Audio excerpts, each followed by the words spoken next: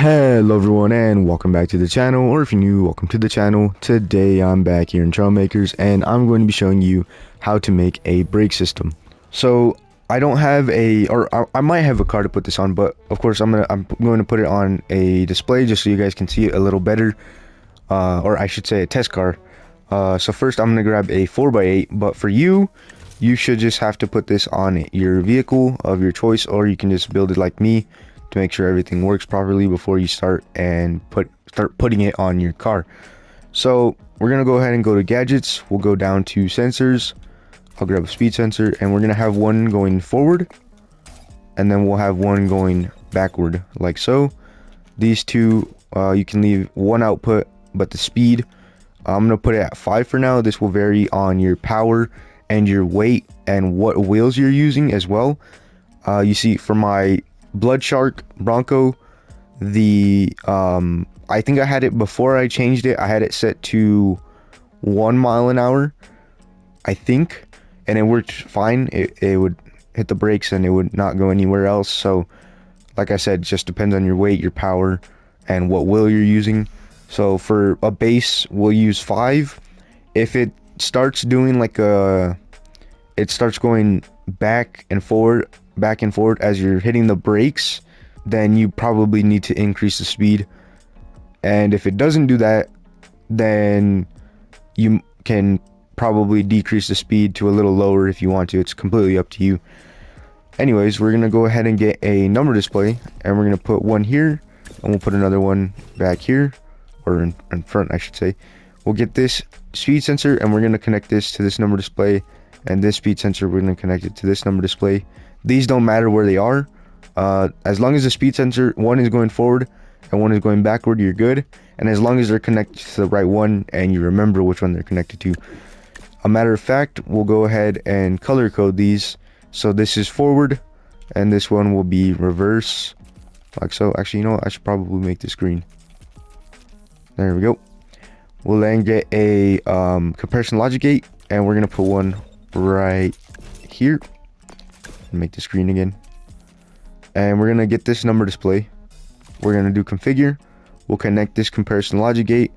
We'll go to the comparison logic gate, threshold of 1. The output will be threshold of 1.2. The output will be -1, and the comparison mode will be equals. You don't have any controls to here. Once again, just make sure your number display is connected. We'll then come over here. I'm gonna grab another comparison logic gate, and I'm gonna put this right behind this number display. We'll do red, and then of course we need to connect this number display to this comparison logic gate. We'll then make this a threshold of 1.2 as well, and the output can stay as 1. Comparison mode needs to be equals, and then all we need now is a XOR logic gate. We can go ahead and put this on the back, and I'm just gonna make this blue. This is basically your control, and you're gonna connect this to both of these number displays. The output is 0.2 for this XOR logic gate, and you need to actually, like I said, connect the number displays to this, and you have to have a control for this. So if you have a manual car that already has like a reverse where you have to shift into reverse, obviously, like my Bronco, then you can set this up as L2. Or if you already have like a regular car, you know, with just regular engines, you can do X or whatever button you want for like a kind of like a handbrake. It's completely up to you. So for me, I'm just gonna do X. It does work with L2, of course, but then you don't have any reverse for like a regular engine car. So I'm just gonna do X for now. We'll then grab our engines. I'm gonna put 2 here. For anyone who's putting this in their car though, you're gonna get both of these comparison logic gates. Where'd the other one? Oh, there it is. And what you need to do is, of course, don't change anything on here. Leave them as they were, how we did before. And you're gonna connect them to all your engines, except for if you have any space thrusters, don't connect them. Because then when you're trying to brake, your space thrusters will be trying to push you forward, depending on what it's doing. So just make sure you don't do that. Just connect it to your main engines.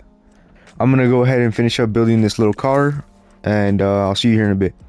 Okay, so I just finished the little car, so we're gonna go ahead and do a little test here.